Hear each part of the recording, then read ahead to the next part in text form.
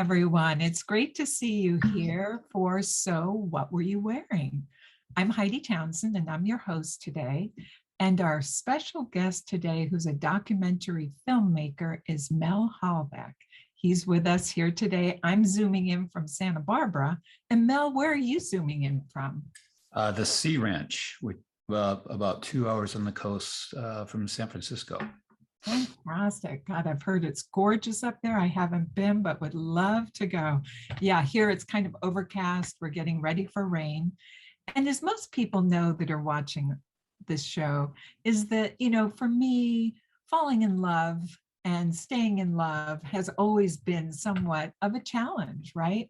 And so part of this journey that I'm on is to learn more about this along with our viewers that join us, and to hear, what happens along the way and how do you get from, right at the beginning to where you are today. So Mel, if you'd like to start, and I know that you're, joining us fresh off a trip, so I super appreciate that.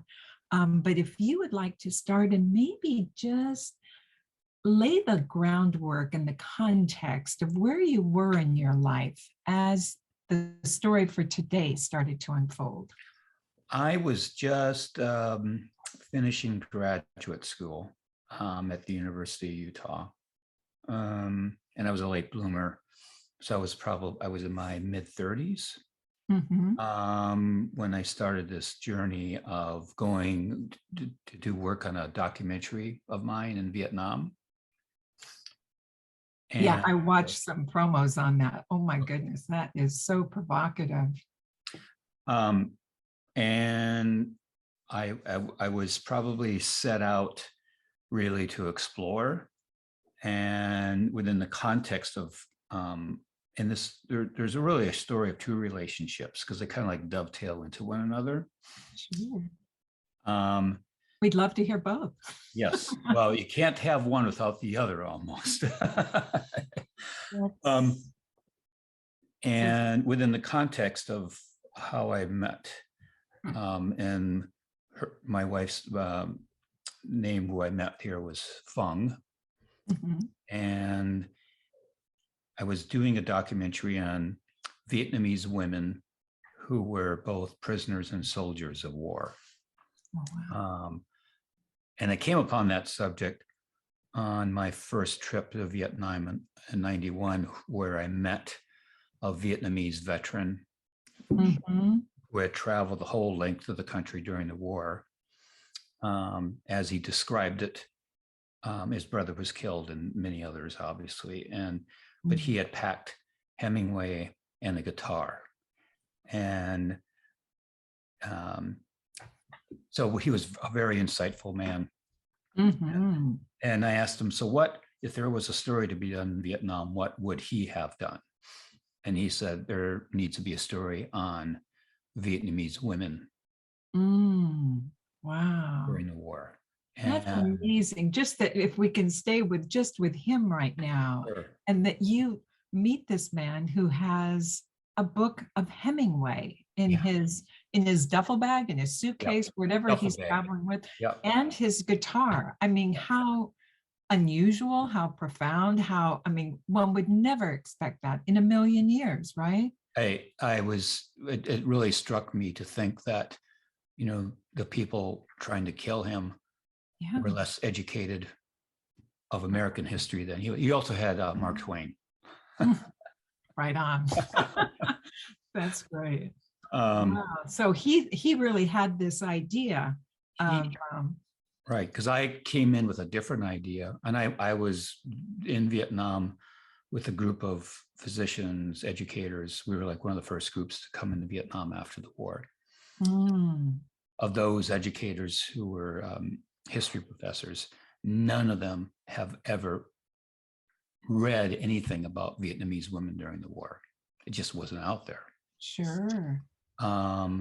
So I started my journey following that. And on my second trip to Vietnam, less than a year later, I went there with a small film crew and we started documenting the stories of these women. That's incredible. That is incredible. Um, And where did you fly into Vietnam itself, or how did it happen? yeah, we flew into Hanoi, Okay. and we spent a week and a half there, and then we traveled down south, and then we went through the central part of the country, and then ended up in Ho Chi Minh City, and stayed there for like another 2 weeks. So it was a wonderful discovery, because there was just a variation of stories of women who in the north, they manned artillery guns over the city, and very well Really? probably contributed to having a number of American planes shot down, because they couldn't go on the missile defense, because that was for the guys, right? Right, of course, of course.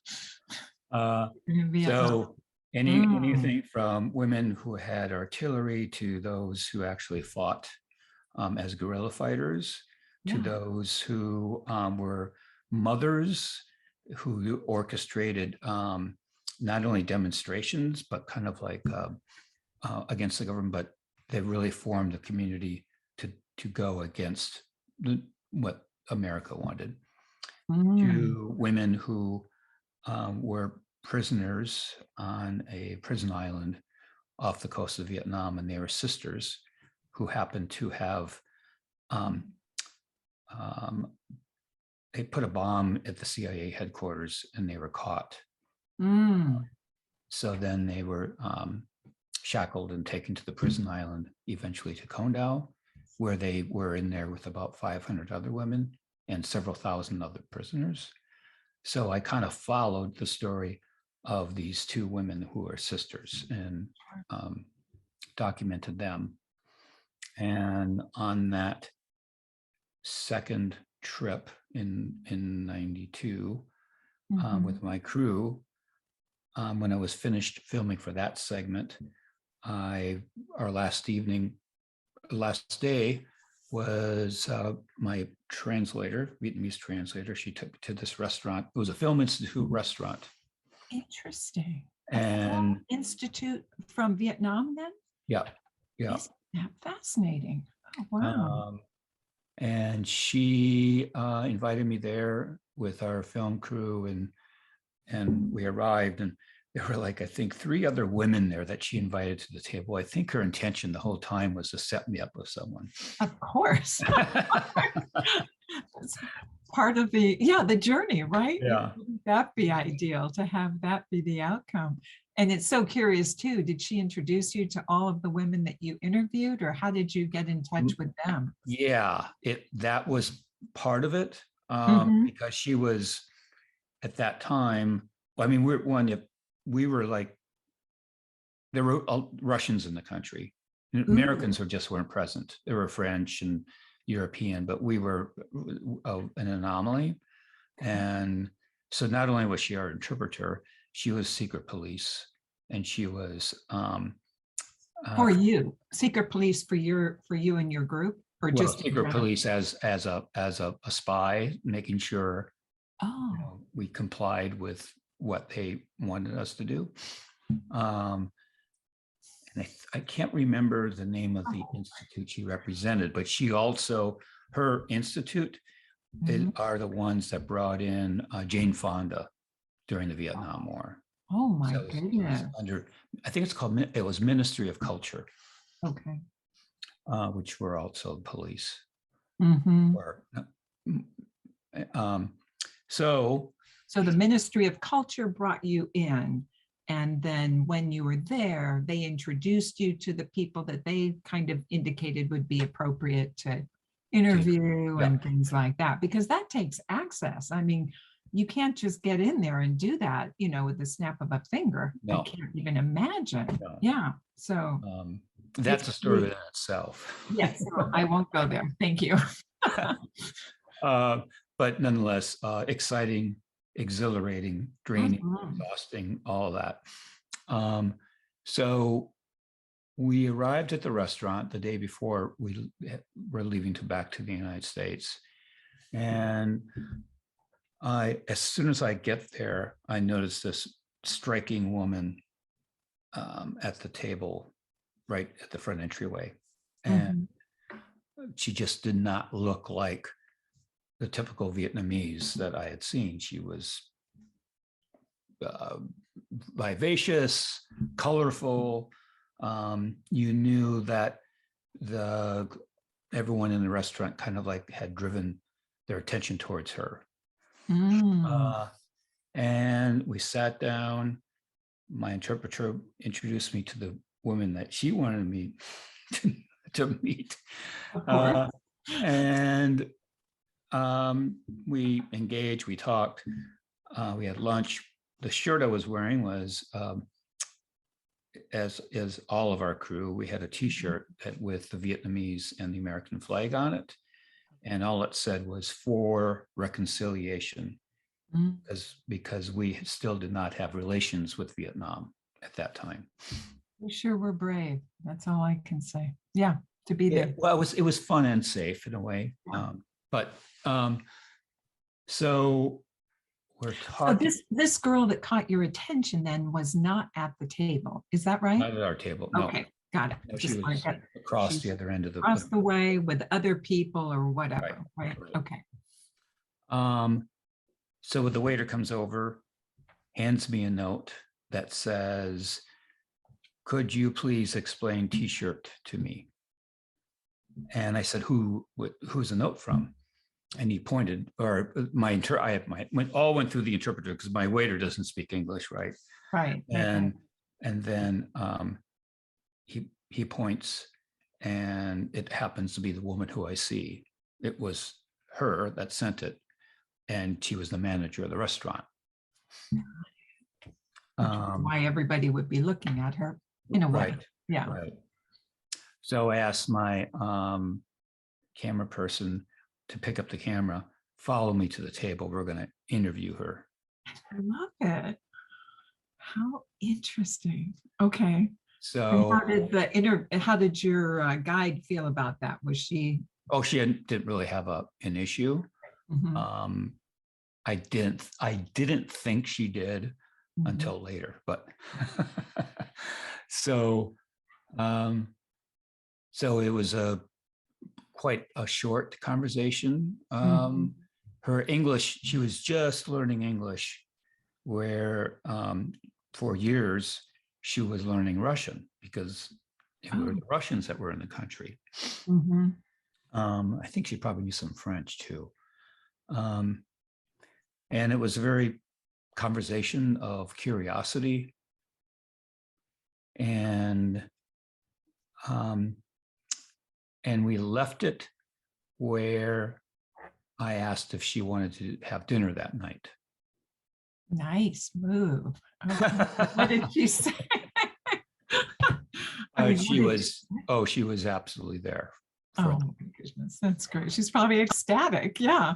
I thought. I can say it for you. So we went to dinner. And mind you, I had been coming off. I was really sick for a week, dysentery and everything.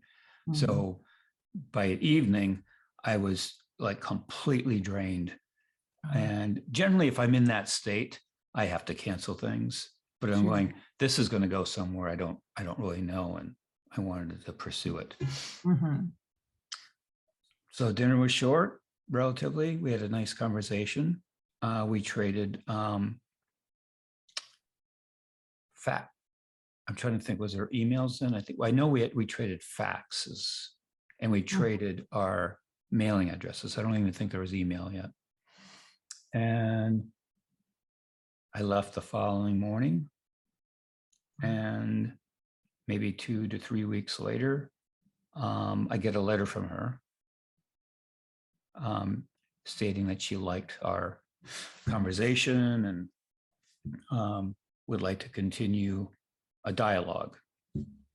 Lovely. That's what, how, were you, I mean, how did you feel about Oh, I that? was exhilarated.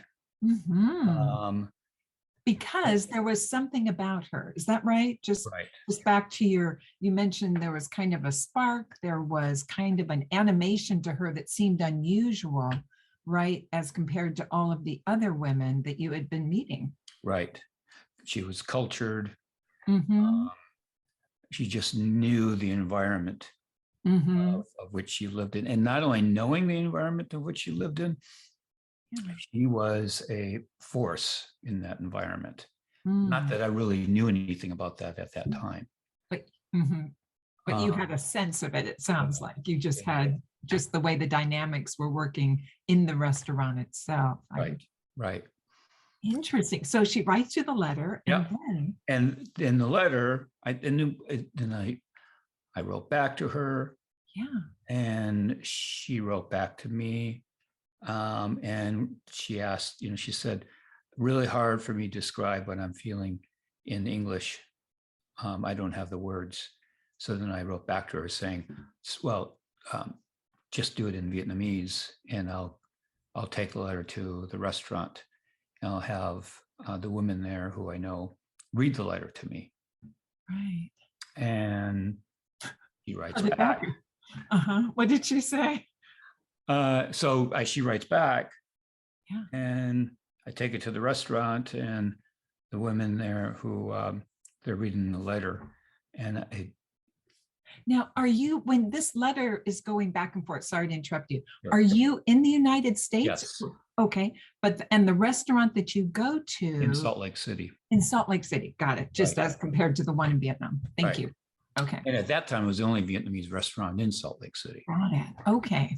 Uh, Oh my and goodness. and these two young women who I knew were very excited about this, because this was an opportunity for them to get an insight into Vietnam, which they left as children, I believe. Wow. So it was entertaining for them because they were getting this depth of the country that they came from, but that they knew nothing really about. Mm. So I take the letter over to them. Oh, I discussed all this before. So Right. they knew kind of about the background of this person. Mhm. And they read one letter and they're pretty excited. And then I write back. Now, Fun. what did she say? I mean, what did I they? can't, I can't remember. It was just, It it was was, just very positive. yeah, curiosity. What did I do? She told me what she did. Being that she was an artist, and she was a painter, also Mhm. an architect, worked with architecture. Wonderful. Uh, and then she sent me another letter, took it to the restaurant, and it was in that second letter, the two women, young waitresses, they were reading the letter, and they're talking between themselves in Vietnamese, and Mhm. they were very animated. Mhm. And I'm going, so what's going on? Can you fill me in on the details? Right. What did she say? They said, she wants to get married to you. Oh my goodness. Or I think maybe she said, we think she wants to get married to you. And well, I didn't know what to do. Right. Oh my goodness. What do you do? Right. Right. Right. And you obviously, I mean, you had feelings for her, right? Right. She had feelings for you. Right. And so she just put her feelings right out there in the letter Right. as far as talk about being a force. That's Yeah. Yeah. that's a force. Yeah. The So intentions were very well laid out. mhm, Um, so then she had a 16-year-old son mhm, who was previously married. And it was basically an invite for me to come to Vietnam, because I mhm, knew I had to come back mhm. and explore this a little bit more. Sure. And I'm quite sure the reason why I didn't jump on board immediately Mhm. was of her son, Sure. right? That makes sense. Yes. And the letters started to drain off a bit, mainly because I wasn't really committed. That But makes then sense. Yeah. I went back to Vietnam less than a year later, or a little bit more than a year later, and to continue and pursue my film. And while I did, and I was there for 8 months, while I did that, I was very interested to find out where she lived. Right. I went to the restaurant, no longer there. I mean, she was no longer the manager. I worked with Vietnamese professionals as for conversation English. I was hired to do that. And I asked any of one of them if they knew about this person named Fung. And obviously, Ho Chi Minh's up millions of people. But I was kind of like centered in the area where I had originally met her and figured out maybe I could fan out from there. I went to Cyclo drivers. Cyclo drivers at that time were like pedicab, like they're bicycles with a carriage in front. Right. Yes, I've seen them in pictures. I went to a number of them, showed them the picture. Yeah. I even gave the picture to someone who I had met at the TV station. Sure. And they posted her picture on TV. Oh my goodness. That this guy is looking at, Mel, filmmaker, is looking for her, please contact, nothing. Nothing. How about the facilitator or your interpreter from before? Was she around or available? She was not that interested in, she said, you can do what you want, but she gave me some ideas, but wasn't supportive. Yeah. Right. Got it. So you really went all out to find her. You really did.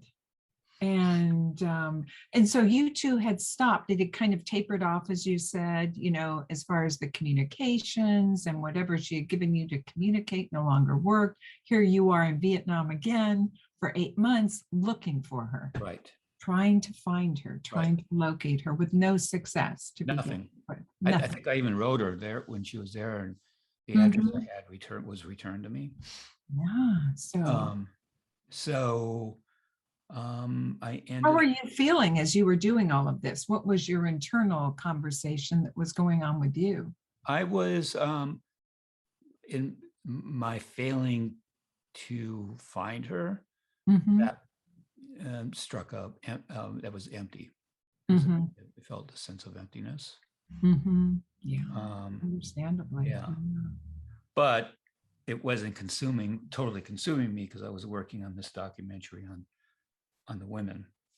Right. And by this time, I had developed a really good relationship with the two sisters who were sent to the prison island, of which I went to the prison island with them, so they could talk about all that. So yeah. I was really quite focused on that. And I went back to the States. And when I was living in Ho Chi Minh, I had an American friend who we shared an apartment with. And that was very unheard of then, because you had to register with the police. They knew where you were at. They always kept a profile of who you are, where you went to. In fact, my interpreter would set me up at these meetings, and finally I told her, if we continue to have meetings like this where you set up the interviews, I'm leaving Vietnam, because they're not going anywhere. And by this time we developed such a rapport that she said, okay, I will take care of it. The next day she brought in a journalist to interview me, and then they published it in the paper. And she said, no, clip that out. And if you get stopped by the police anywhere along the way, show them the newspaper article. Great. So she no longer was interfered with what I needed to do over there. That's huge, Mel. I mean, that's a big deal. Yeah. So my roommate, who was also teaching English over there, he he continued to stay in Mhm. Vietnam. And I went back to the States. And the following year, I had yet to make travel plans to Vietnam, but I knew I was coming back sometime. But I was in communication with my roommate. Mhm. And he said, I went to a wedding, and he knew about Fung. He knew about that Sure. whole story. He said, I went to a wedding, and lo and behold, Miss Fung was there. And I said, what? And you didn't tell me? Oh my goodness. So Um, he went to a wedding while a, you were, a yeah, Vietnamese wedding in Ho Chi Minh, a yeah, big wedding, and he saw Fung there because I think he had met her, or yeah. I think he was. This is it. And now I'm recalling the story. He was introduced to her there. Oh, He didn't know okay. anything about her Got it. At the wedding. at the wedding. The Hmm. only thing he knew about her was my backstory that I Right, had. And then he right. kind of like, And when he met her, you were in the United States still. Is that right? Oh my gosh. And so this is like news flash, right? Oh right, my gosh, here right, she is at a right, wedding. right, right. Uh, And and so what happened then? I mean, were you so, able to reach her? so my roommate, we didn't have this conversation until maybe months after the wedding. You're And kidding. because he didn't know any, he It didn't. wasn't, yeah. Life happened. So, Life continues, and here we go. right. Yeah. Because when I did, I think he returned to the States to visit his family, and I asked him, well, what's her address? And he didn't know. He really didn't know how to get in contact with her. Sure. Um, But I at least at this point, you know she's alive, right? So I mean that's can be a big deal. right. You know. So the other thing that he conveyed to me too was the women who I was teaching English to a second language the previous year, that one of the women in that group had interests in me, Mhm. Okay. um, and was best of friends with Miss Fung, Oh, and she knew everything about that I was wanting to locate her, and no. so So what do you do now? Oh my goodness.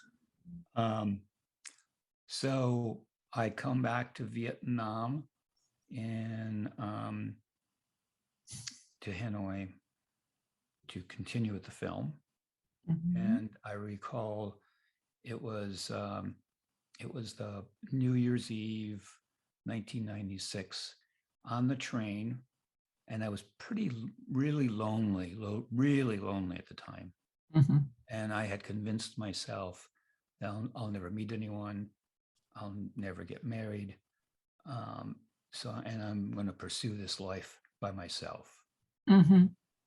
Just Um, that was the decision. New right, Year's 1996. Got right. it. Yeah. Um, and then I check into the hostel I was staying at in Ho Chi Minh. Oh no, I'm sorry. The woman who was one of the young girls who were that was prisoners, Mm-hmm. and I went to her house because I'm staying with her and her husband. Sweet. Nice. And a backstory on them is that when she was in prison with her sister, when they were like 16 or 17, there was a big write-up. Eventually, the Mm-hmm. Communist Party in France got a hold of their story, Mm-hmm. all of these other women's stories, to work on their release out of the prison. Wow. And then it made international news, and eventually it led to Senator Harkins from, I think, Iowa, who he's still a senator to this day. He Good. hears about these tiger cages, Mm. and he travels to Vietnam with a delegation. Yeah. And lo and behold, he meets the two sisters in the prison cell, and they're waving at him, two Oh, bars. oh my Um, goodness. so they're Mm. working on these women's release, and so is the French government, and so is this guy who's Danny's husband. I'm sorry, her name is Danny. Yeah. Right. So the prisoners get released, the war is ended. 10 years later, the sisters are in Ho Chi Minh. Mm-hmm. One of the sisters has a restaurant. Yeah. And this French guy walks into the restaurant and says, "You look very familiar." Mm-hmm. And she said, "I don't know what you're talking about. Are you?" She thought he was a little bit too fresh with her. Yeah. Anyway, they pursue the conversation, and it dawns on him who she is.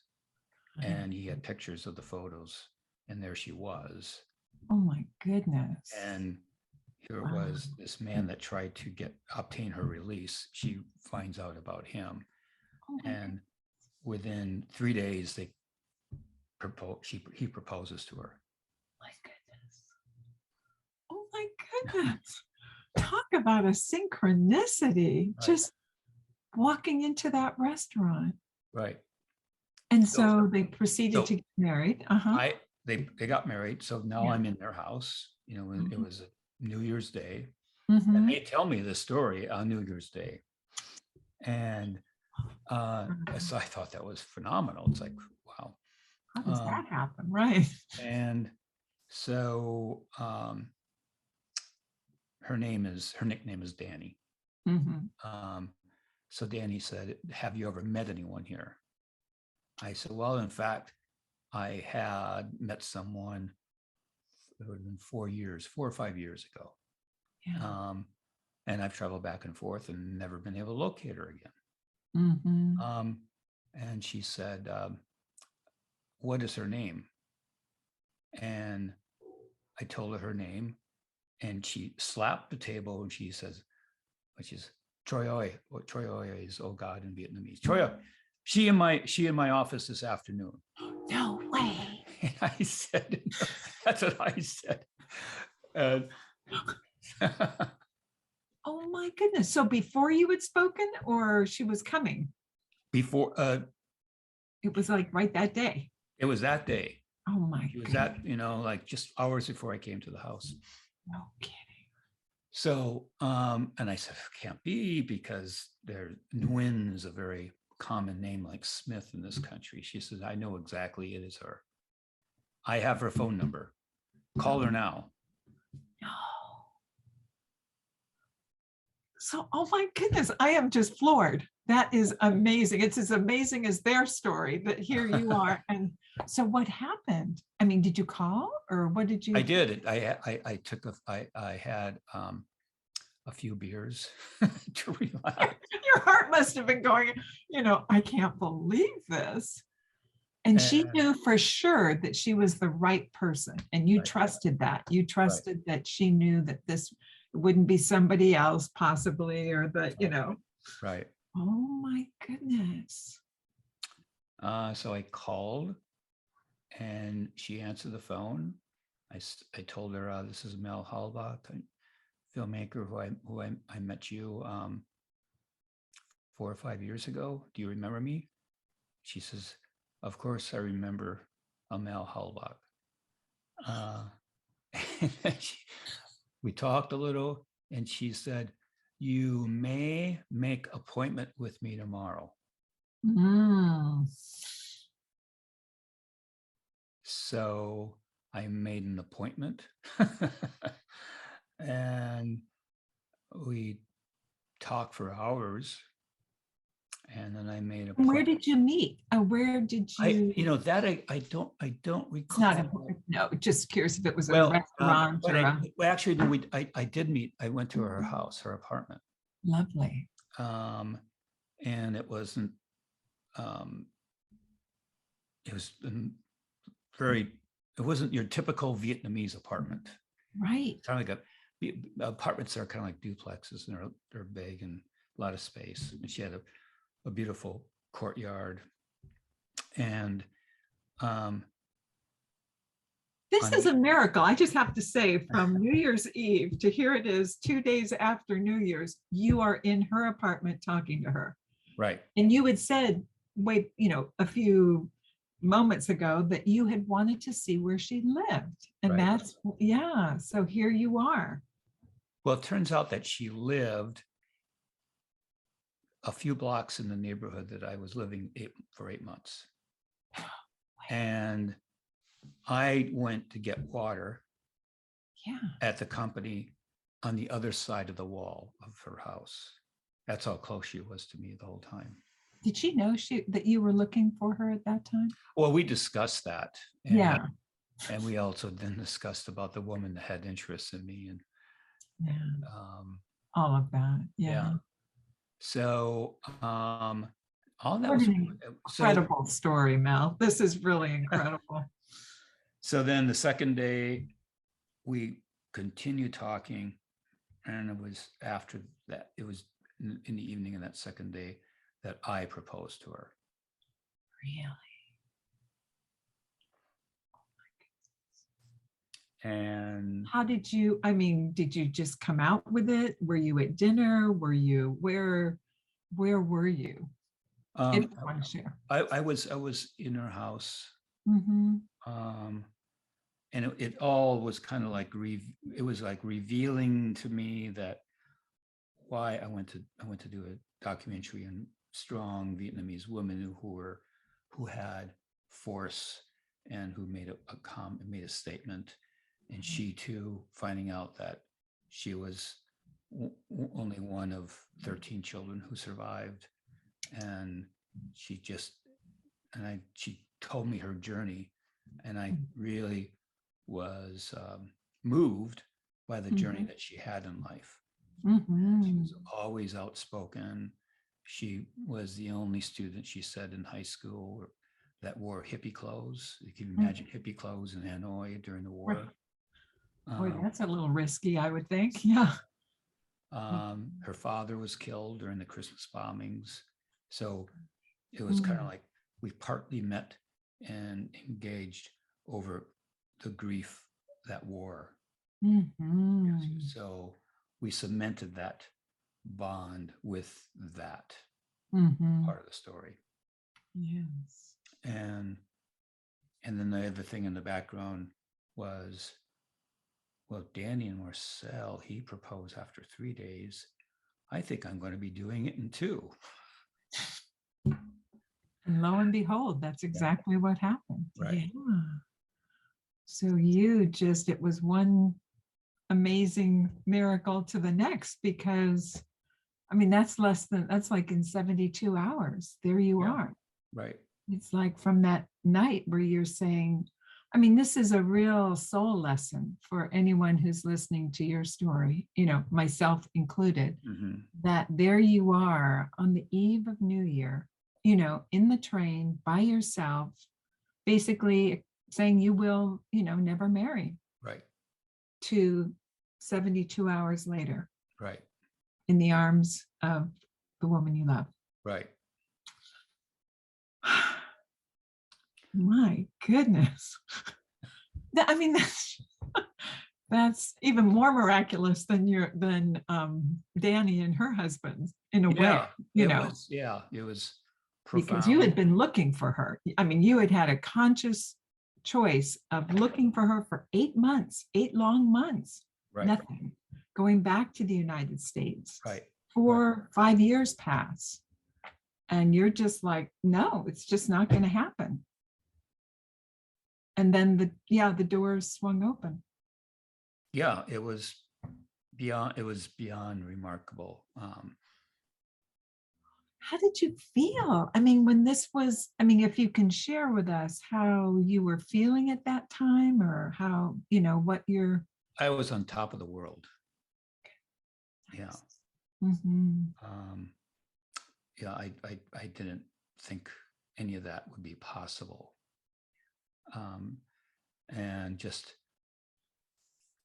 it's not like this whole process of the journey wasn't necessarily like I had the money to keep pursuing it. I just found ways of doing it, because oftentimes I lived on credit card debt. Mm-hmm. But the drive Yeah. kept me forward enough to keep going. Good for you. And the credit card debt was really to keep the film going and to keep your passion going, Right. your search Right. that was continuous, kind of like a parallel path there. Right. Right. Right. And Right. this woman who had captivated you and just, basically captivated your heart, probably in that first moment that you saw Oh, her. right. Yeah. Yeah, for sure. Just with her spirit. Yeah. And then you find out the whole story, being one of 13 that survives. Yeah. I mean, really. And then with her father passing and everything, it's like, to all, coalesce together. And then also with your work on the film that you're doing, the documentary Mhm. of fierce women.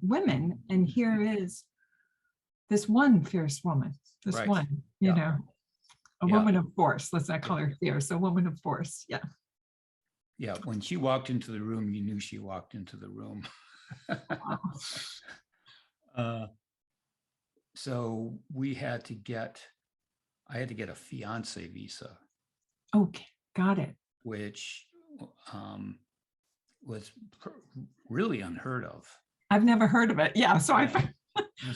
It was somewhat new, and I had to write my state senator, Mhm, who was Orrin Hatch, mhm, policies I never agreed with. mm. But basically having to write him that I am in romantic love with this Vietnamese woman, and I'll take care of her. She's not going to be a burden onto the US system. Yeah. So basically I had to ask him first for permission. That's amazing. And ultimately, Like asking a father for permission, except I know, yeah. weird, right? Wife. Yeah. So and that whole process took about a year and a half. My goodness, that's a long time. At that time, then we were faxing back and forth a lot. Mm-hmm. And engaged for that time. I mean, you were engaged to be married. Yeah. Right.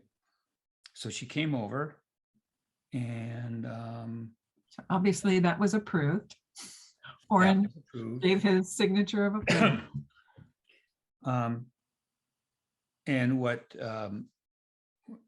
And I think that's when the reality of things started to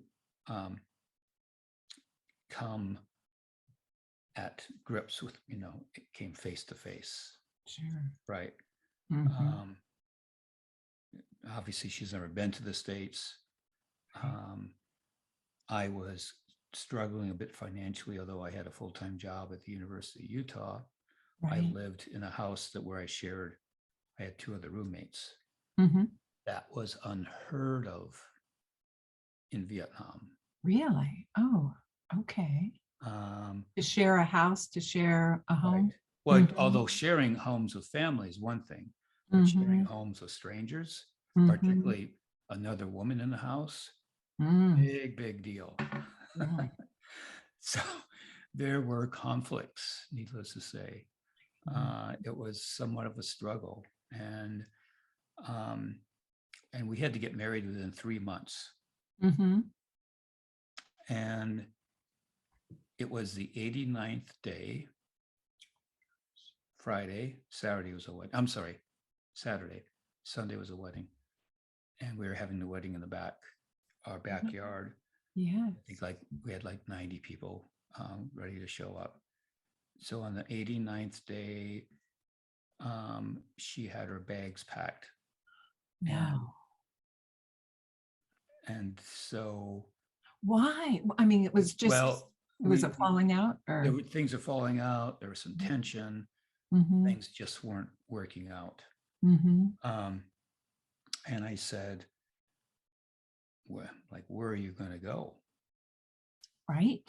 It's like it was a child, when you're 5 years old and, you tell your parents, I'm running away, but you have no plan as to where you're running away from. Right. You have no money. Right.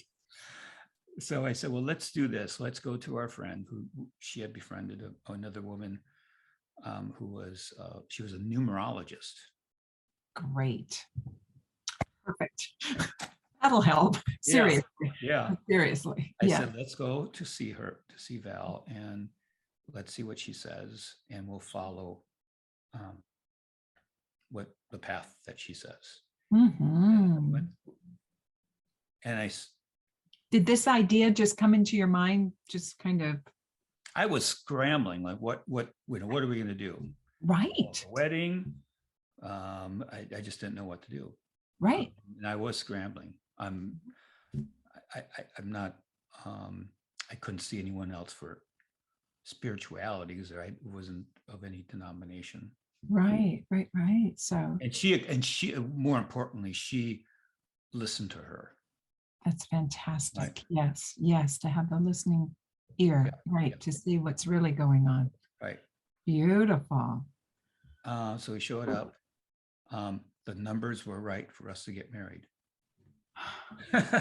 So, and I said, Fung, look, we may be in disagreement, but we got a couple of things that we have to decide on. One, we've got a lot of people coming.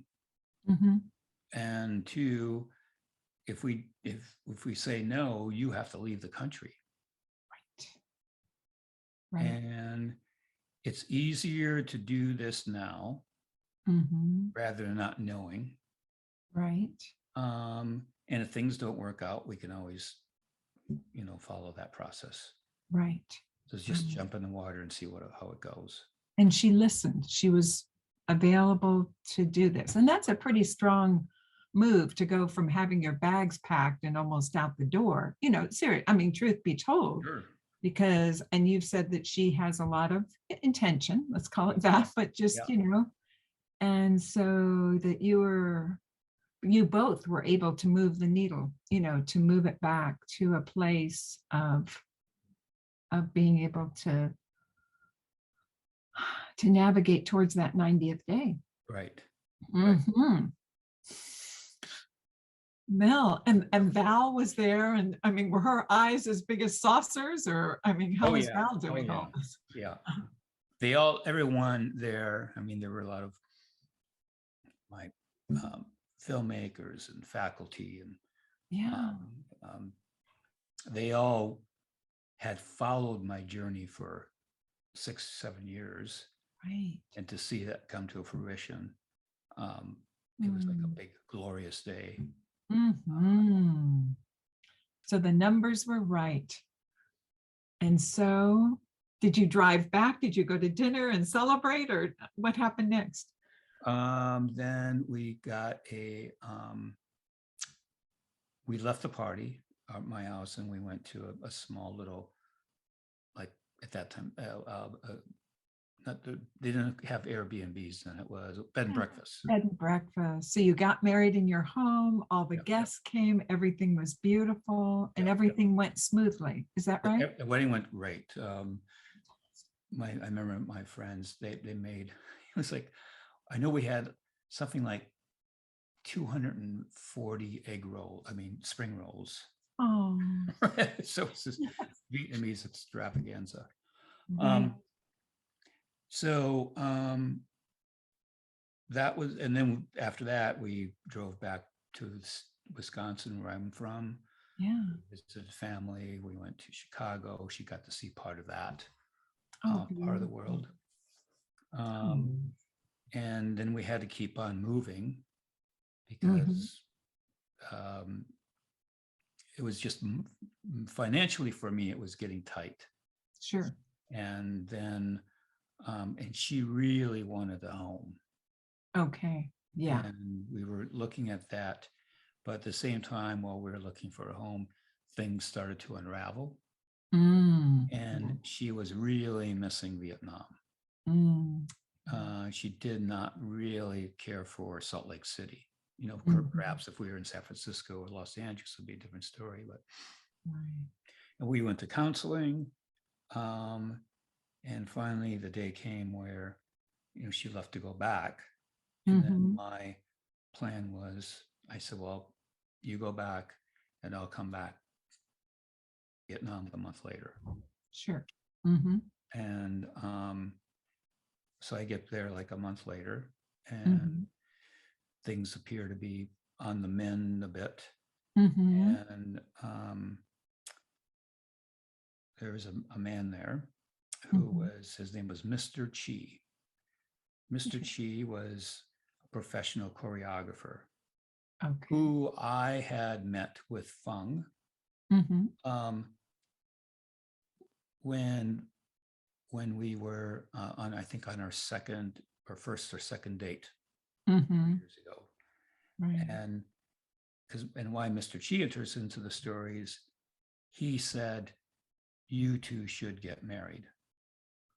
Really? Because he said he followed his love and desire, and he married his wife Sure. on a pure whim, and she was a dancer and just would follow the heart. Yes. Yes. So that was the message when you arrived a month later in Vietnam. Right. You two should get married, and you But already were. no, I'm sorry. We met she when I first, before I Oh, proposed. okay. Before I proposed. In fact, it was before I proposed to Fung that I met she and his story. So all the things were lining up for me to make that decision. Wow. So we come back to Vietnam 2 years later, and Mhm. she has a big party with Mr. Chi was there, and all her friends. And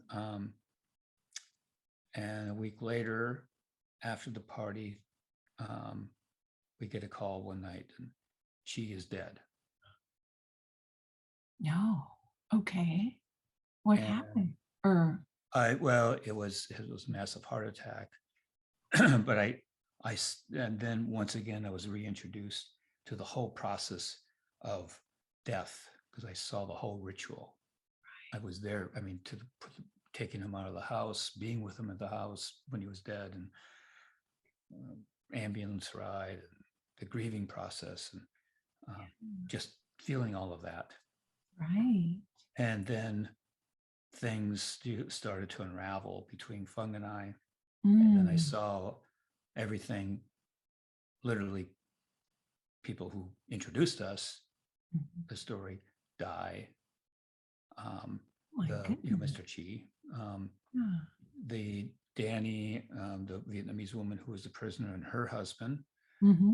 things were kind of unraveling there. Mm-hmm. So everything around me started to unravel. Sure. And what year was this? Just as a point of reference. This would be 1999. Okay, so 96 to 99. I'm with you. Yeah. And I said, I have to get back to work in the States. Right. Let me think about where we're going. And I got back, and immediately I faxed her saying, we need to get a divorce. Really? So you just felt that that was the right step to take. Yeah. Right. And she did too, in a way. Mm-hmm. Mm-hmm. Mm-hmm. So No, you know, in your heart. I mean, we know in our hearts, right? You know, certain things happen, and there's certain steps that have to be taken, right? sure. And Mhm.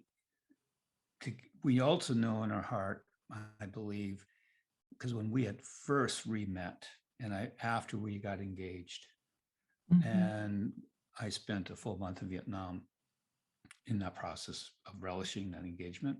Sure. And an event happened during that time that caused some concern. Mm. And I remember thinking, what she even said. What event was it? We were on a motorcycle going to a friend of mine's engagement party. Mm-hmm. A Vietnamese friend was getting engaged, and he was a close friend of mine, and I couldn't find it. I just couldn't. We would drove for like 45 minutes in busy streets.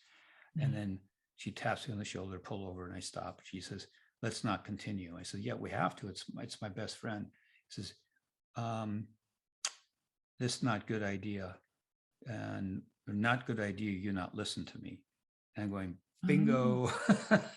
Yeah, it's like, and we stopped. I didn't see my friend. I couldn't find it. And yeah, you were listening. You were right. listening. Mm-hmm. Mm-hmm. So it was there. Yeah. No, that's So, really, I mean, that's a key point there.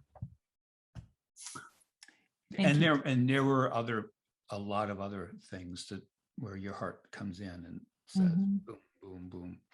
Yeah. So I come back, we get divorced, and and we're still like in communication. You know, she really doesn't want anything. Mm-hmm. Although I think I gave quite a few thousand for her to build the house that we had there. And she Mm-hmm. has this beautiful Mm-hmm. house. Mm. And it was kind of like say la vie, it's fine. Right, right, And right. then the only thing she wanted was it was kind of funny.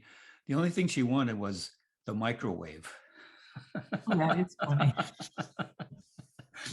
Because they didn't have microwaves there at the time. Oh, right. Yeah. How can you possibly? No, seriously, those things are priceless. That's great. And so, did you send it to her? Or No, so when I returned to Vietnam, like 2 years later, for the divorce papers, I bring the microwave with me. as an offering? Yeah. And to finish the story, we needed the divorce. We had to go to the consulate, Okay. and the consulate there, she had a very, very bad cold that day. And the Vietnamese woman at the consulate said, I'm sorry, you feel so sad today. Must be tragic for you. And she said, happiest day of my life. Oh my goodness. All right then. Well, okay. So the happiest day of her life. How were you feeling in that I moment? was great too. I was You fine. were happy. Oh, So yeah. you both were in a good place at that point. Yeah. And knowing that this was the step that had to be taken, sure. right? Sure. And then and trusting. I hear a lot of trust. And we kind of like had the full circle. Then I had to get the signature approved, or the paper approved by our Secretary of State, Colin Powell. Really? Yeah. You deal with the big wigs here, you know? I had no clue. It was just like one of those forms you had to fill out. I'm just joking.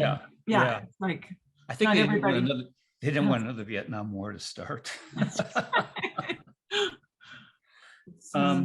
So you're there in Vietnam, you get the paperwork signed, everything's good, and then you go back home. Is that what happened? I go back home, and just to finish out that story, she invited me back to her house. By this time, she had been dating another man from England, who was a school teacher there. Very nice guy. Yeah. And she gave my entourage her bedroom to stay in, big bedroom. So that the gift was always there, the friendship continued. Right. And that was beautiful. Yeah. And and then I found myself back in Vietnam 2 years, 1994. I'm sorry, 2004, because I met my current wife in 93 on the plat of speed dating. Okay. In 93 on speed dating in Vietnam? No, here in Salt Lake City. Okay. I'm back in Salt Lake City. Yeah. So the divorce went through, Colin Powell did his thing and completed and done. Got it. I'm with you. And then for a few years, I was swimming into that unknown again. Oh, yeah. And am I a good enough person? Am I good enough? And am I going to find anyone anymore? That's swimming again. Right. Swimming. And I went to an event, a speed dating event, where I signed, they called me back, says, are you interested in another group of women? You can get them for free, but this group of women they're anywhere from 1 to 10 years older than you are. Because I had signed up for the women that were 10 years younger than me. Of course, right. Why would you sign up for older women, right? Right. Uh-huh. And there's where I found my current wife. Yeah. Just we've been together now for 19 years. Oh my goodness. And Congratulations. Had it was very evident right from the get-go when we very, very first met. Yeah. That she had vitality. She too, being a force, she knew what she wanted. Just a real pillar. So a lot of similarities there. The difference being is that we did speak the same language. Right. Right. And I think it's really difficult in another culture if you don't speak the same language or know the nuances. That can be difficult. And the other thing, the Vietnamese story, marriage, we got married to the story. Yes, married to the story rather than to each other. Is that what I'm hearing? Yeah. Yes. Very interesting. And this, there was no story. I mean, there was the story that evolved of its own between you.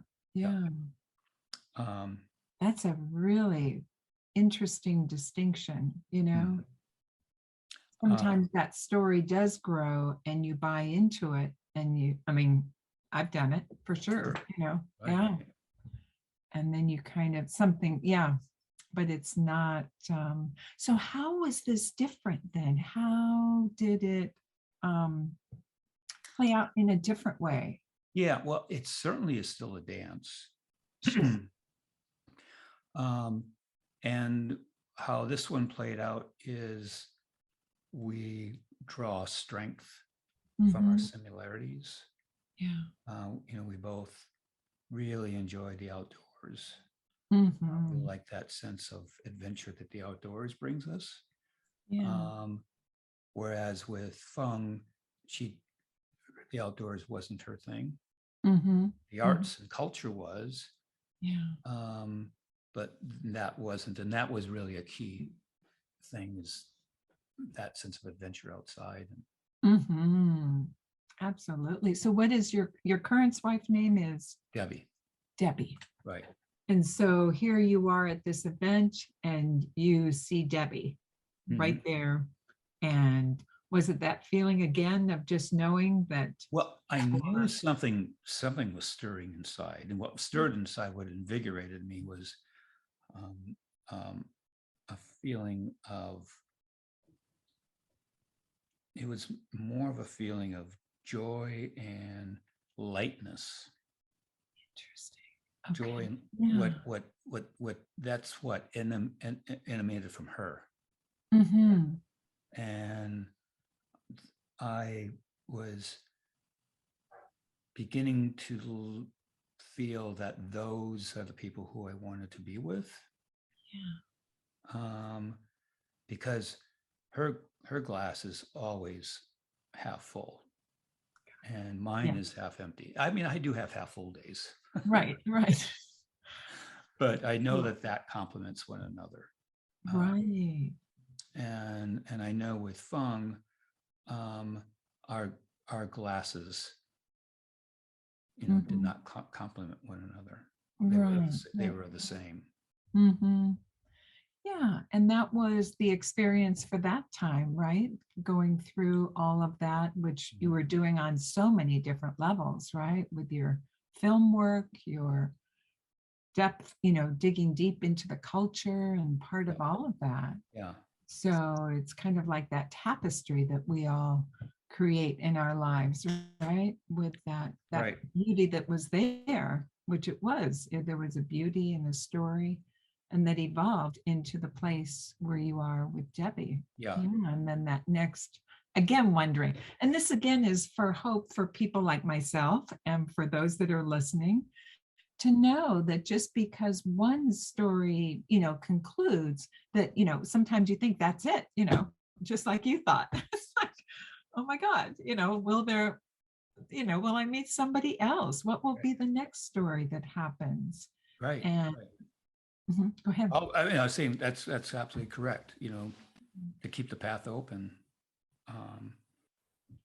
you just.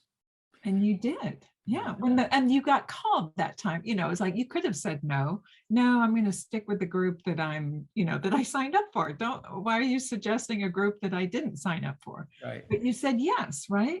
You said yes, and you walked through that door. Yeah. And just to finish it, Debbie and I traveled to Vietnam a couple of years later after we had met, and we went back to Fung's son's wedding. And that was beautiful within itself. And it was, and both Fung and Debbie really like one another. Well, isn't that lovely? Fung says, Debbie, he says, like, Debbie very strong. She good businesswoman. You're not.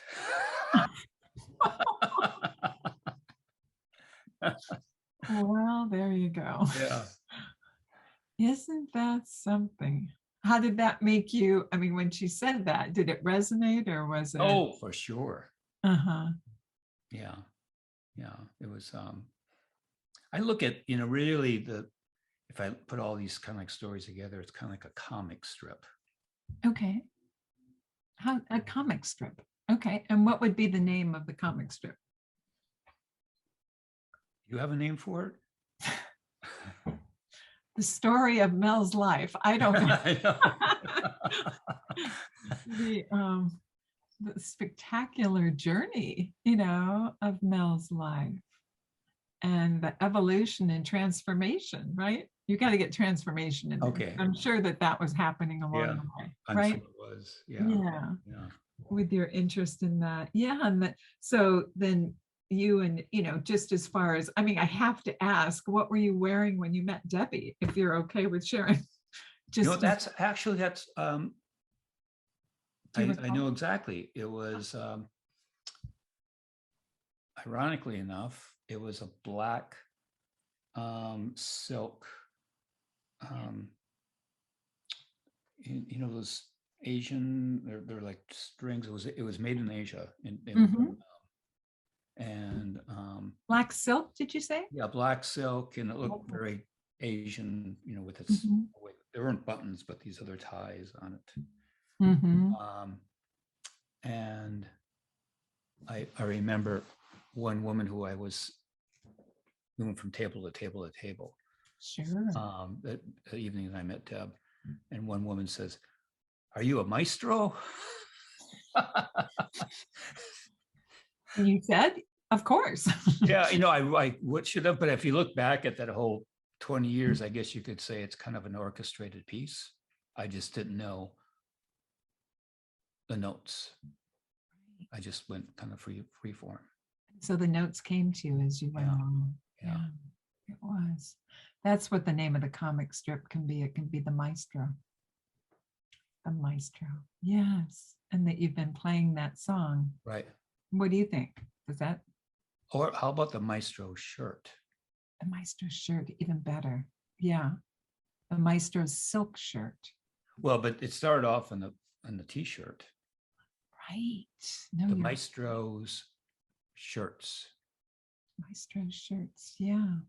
Because really your shirt, what you were wearing was key to the first story, right? Yeah, right.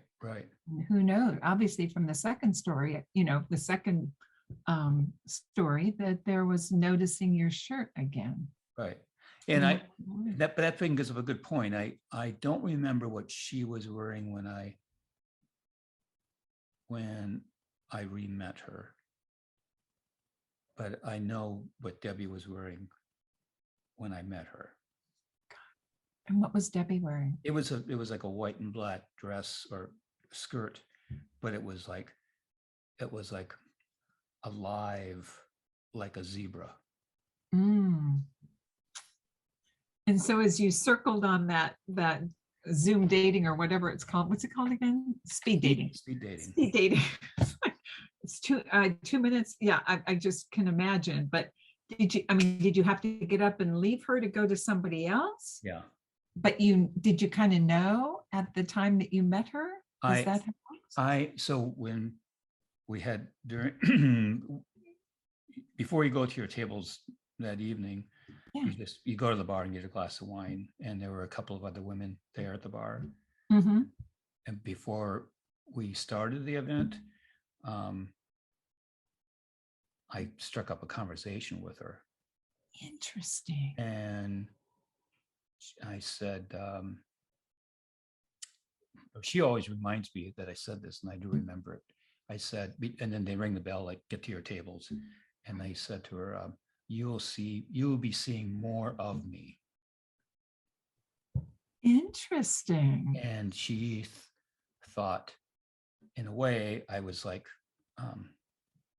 because it was you're only supposed, the women are the only ones that are supposed to respond by an email or something like that. Mm-hmm. And she thought that was somewhat brazen for me to say it, but she also recognized he knows what he wants. Nice. So that just kind of organically came out of you, is kind of what it sounds like. Yeah. Yeah.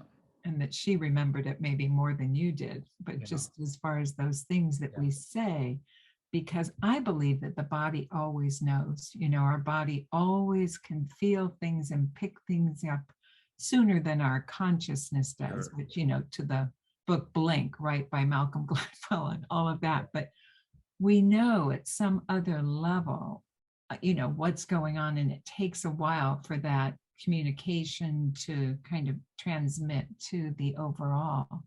And so, and there it was right at the beginning again, right there for you and for her to know, because she had to reach out to you, right? Exactly. In order to, and so obviously 19 years later, she did.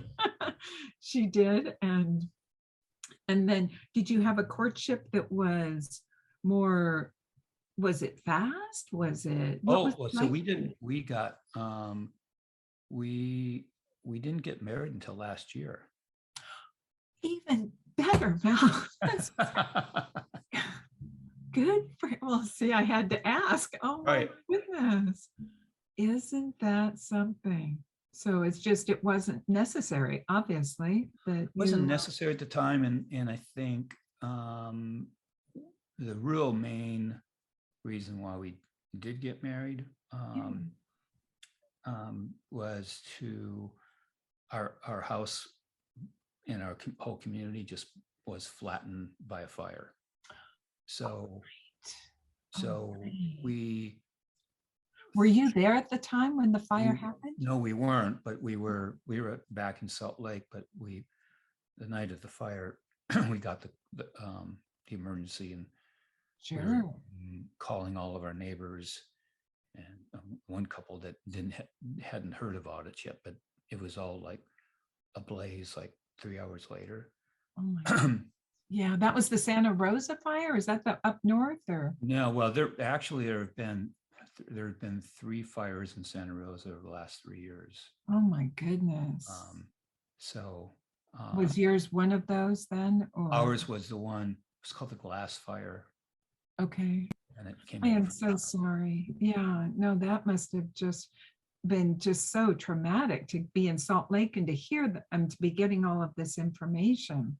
Because we had just returned from a trip where Debbie's sister had her best friend was dying of ALS. So it's kind of like, so, the thing too, it's like, I think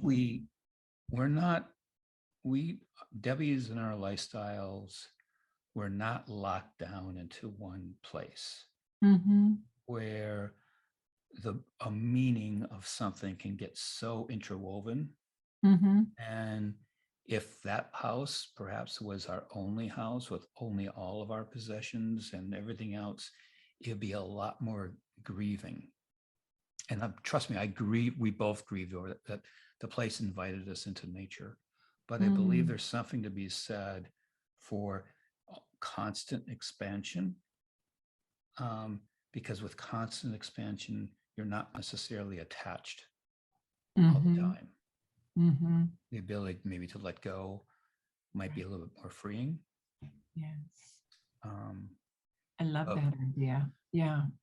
but we after we saw the devastation and we looked at one another and we pretty much realized that we're in for the long haul, Sure. and that I can trust her. She's never trusted me. Oh, And I would say I always trusted her for sure. okay. Always. I mean, she's rock solid. Right. So you've always trusted her, and Yeah. she has. I think she really had always wanted to get married more than I did. Right. Really. But she was skeptical.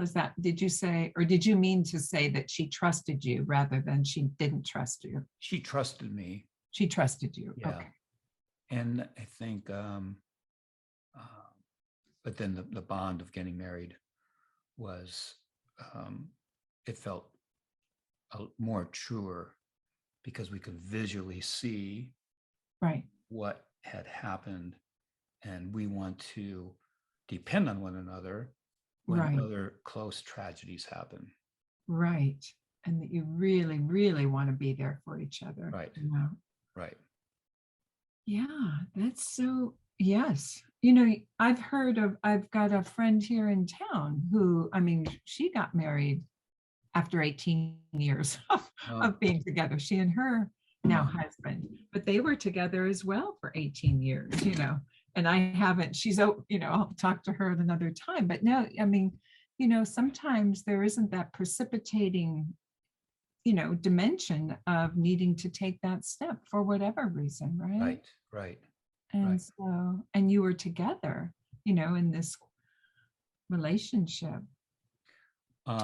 Beautiful. And to put a nice conclusion to it, yes, please. We got married at my friend's place in Humboldt County. Mm-hmm. One of my best friends. It was just so we did it. What makes him your best friend? Pardon? What makes him your best friend? We started out we met 20 years ago, and we were doing a landmark course. Okay. So we were both in that space of really exploring. Mm-hmm.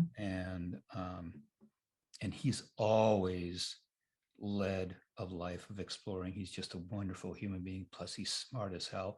And he's actually right now he's helping restore and putting some structures on our burned out land. Mm-hmm. And he's doing it very artistically. So that's really exciting to see. So we're at his house in Humboldt. It's a Zoom wedding.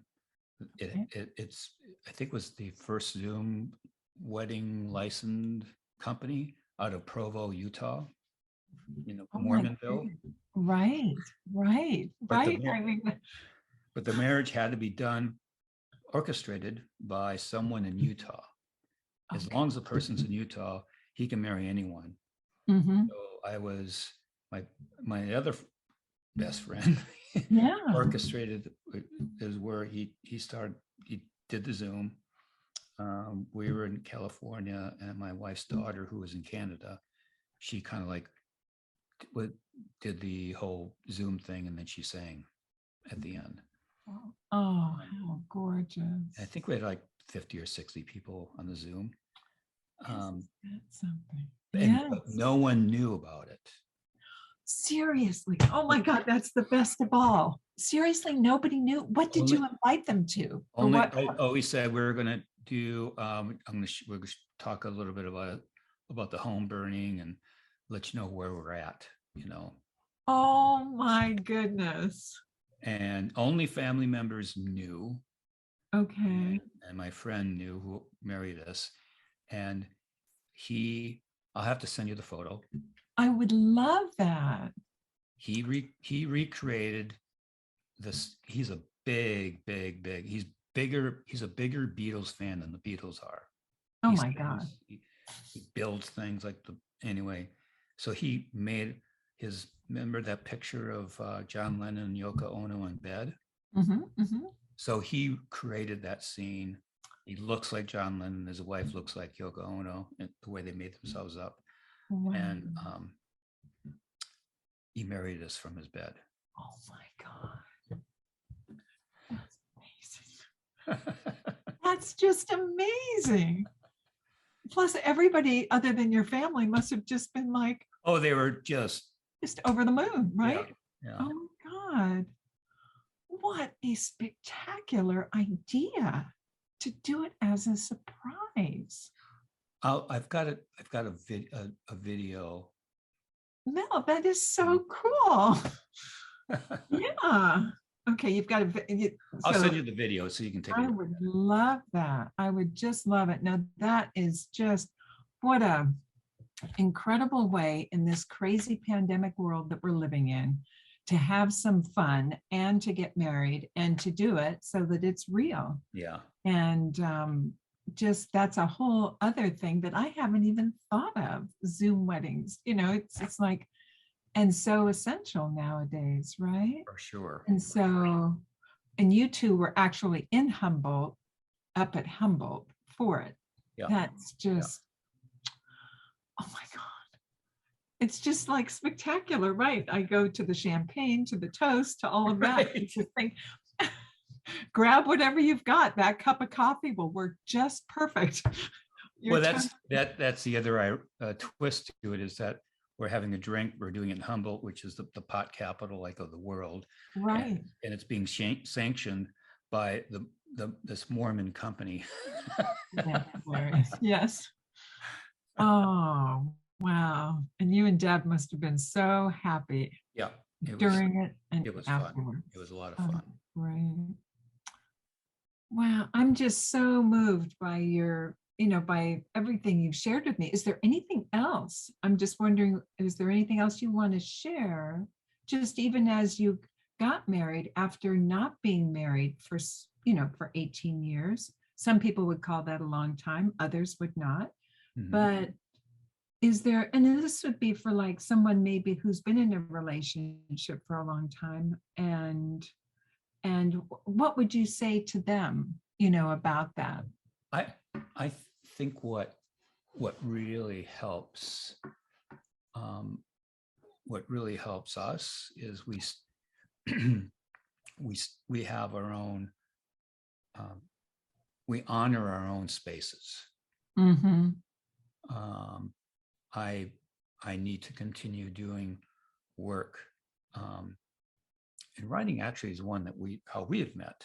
Sure. Right? Yeah. Oh, having I love it. Yeah. to do that work where you're doing work that still deals with your own grief, anger, happiness, all that, because it's all that stuff is still there. But she honors the process that I need to go through to do that, whether it be writing or the workshops I just finished at Esalen. Right. Which I'm doing another one at the end of next month. Good for you. Great. And she continues to do what she loves. And we haven't, and there are some marriages where they can do that. Sure.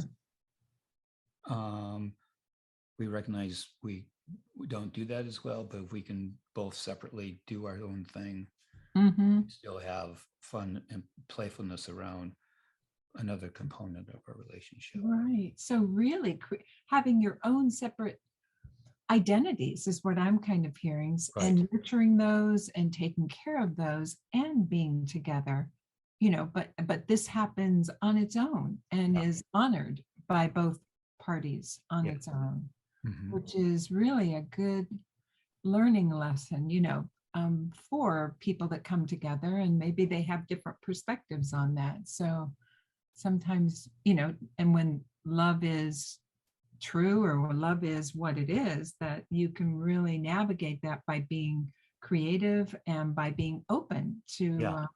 to different ways of being in relationship. Yeah. I believe that love, I think all of it's a dance. Mm-hmm. And you can choose to move in or move out or move sideways or up or explore the spaces.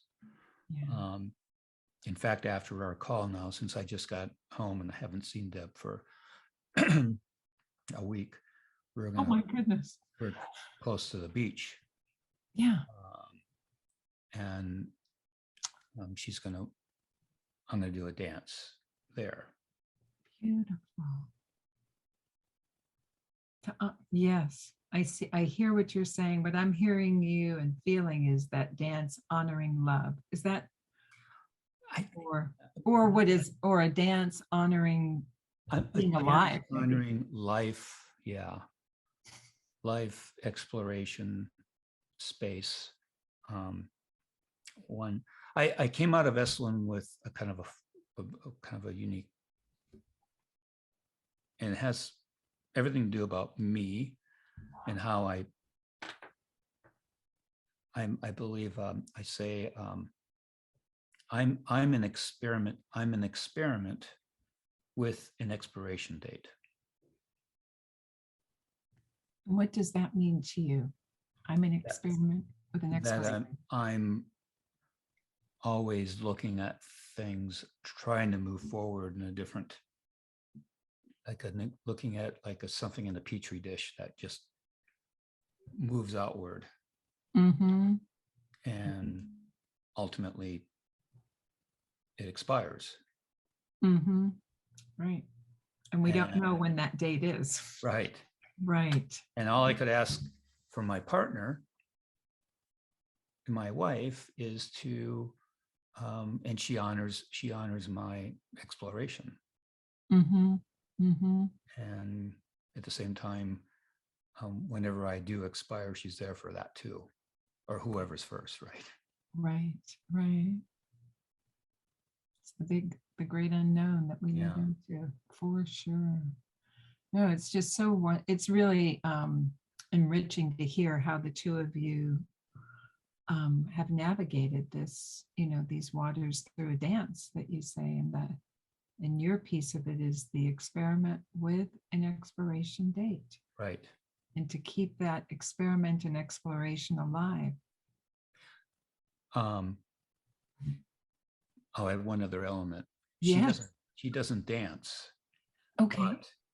But and she's kind of she's a scientist background. Sure. But a number of years ago, she and my best friend did pole dancing for exercise. Yes. And we were at Burning Man years ago, and her and my friend saw these women dropping from silk from the ceiling. Yeah. Yes. I saw it in their eyes. In fact, I have it filmed. They're looking at that. They were so inspired that they went to take classes, and they came back, and then they ultimately bought the aerial dance company. So, oh my goodness. So all of the houses that we had or used to have, we put a ribbon in the house so she can dance on the ribbon. That's exquisite. That's just really spectacular. That's just beautiful. So she can dance. Yeah. Yeah. Just from a different form. From a different place, yes. And from a different ribbon from house to house. But her expression is full in each of the houses. Yeah. That's just so life enhancing. And that's what and to also just break through all the traditional norms, and to have that be a place that is honored within the home, within your home. Yeah. For both of you. Yeah. Just very lucky. You are very lucky. And I think she's very lucky too. So yeah, the two of you together, what magic, what a spectacular dance together you've been doing now for 19 years, right? Each of you Yeah. honoring, Mhm. you honoring her dance, Yeah. her honoring your Yeah. experimenting and exploration. And who knows what'll happen next, right? I mean, really, the transformation continues. Yeah. What were you going to say? I'm Oh, sorry. no, nothing. I mean, I don't know. It's kind of like leaving it open to something uncharted. It's Yeah, always the exploration. it is. No, I just can't thank you enough. And are there any final words you want to leave? Because I'd like to close on your final words of whatever you want to share with our listeners. I've learned when one of the experiences at Esalen was to have just one simple intention every morning when you wake up. Don't think about it the night before. And it's not like a checklist as much as, and I'm looking at it as a word. And that doesn't take long. Right. And for me, I can explore that in the move of how I get out of bed, all the way to exploring it in a dance if I choose to, or the way I move. It gives me that, and he said to write it down. And he said that's the important part, to write it down and then look at it a year from now and to see if you are manifesting that. Got it. A year from now. And do you do the same word every day, or does it? So every day it's a different word, or it could be a sentence, or it could be whatever you want to explore that day. That's beautiful. Yeah. And then just to keep track and see, like a year from then, and so you would be always looking. Yeah. As you build on that. That's really profound and so simple, like you said. Really. I mean, is that doable? Yeah. I get stuck a lot, as much as we want to journal every day, and it's like, and then you get brain freeze. I also found an interesting thing I've never done before at Esalen. After setting my intention to type with my eyes closed. Ooh. Like what you're thinking? Yeah. Okay. And because then I'm not looking at it. Yeah. If I write with my eyes closed, it's going to be like a swirly. And if I type, and not wanting to correct it, just go with it. That something comes out. And it's like a stream of consciousness.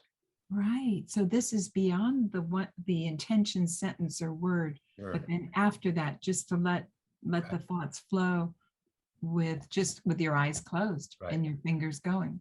Right. Wow. That sounds so powerful. It really does. Yeah. Letting it go, letting it just like flowing out through your fingers. That's what yes. But I guess others could very well write and do the same thing. I just can't write very well with my eyes. Yeah. Right. You don't know what you'll end up with, but at least with if you're on the computer, that makes sense. Thank you. That's what a great living exercise, to do and practice, really more than an exercise, a practice. So that's super helpful. Super, super helpful. Well, thank you. You're so generous with your time, and to, come again to return from your travels and go straight into our interview this morning. So I just want to say wonderful. Big hug of gratitude, virtual hug, and just love it, and just want to stay in touch so that I can get updates maybe in a year or 2 years. And then also I'll add in your website. What's your website again so that people can look at what you do? World Stories Film. Great. Yeah. Worldstoriesfilm.com. Yeah. Yes. And so we'll add that as well so that you can learn more about Mel. But we are super grateful to have your insights into this world of what you were wearing and the Maestro, right? Yeah. The Maestro Right. silk shirts or the Maestro shirts. Right. What was the title again? I think the Maestro's shirts. Shirts, the Maestro shirts. And so we have heard the beautiful stories of you and what you are wearing and just your insights too of what really can happen in this journey that we call love and all the other things that you mentioned. So thank you, Mel. It was an honor. Thank you so much. Likewise. Take good care and I'll look forward to seeing you again soon. We'll be in touch. Thank Bye. you. Bye.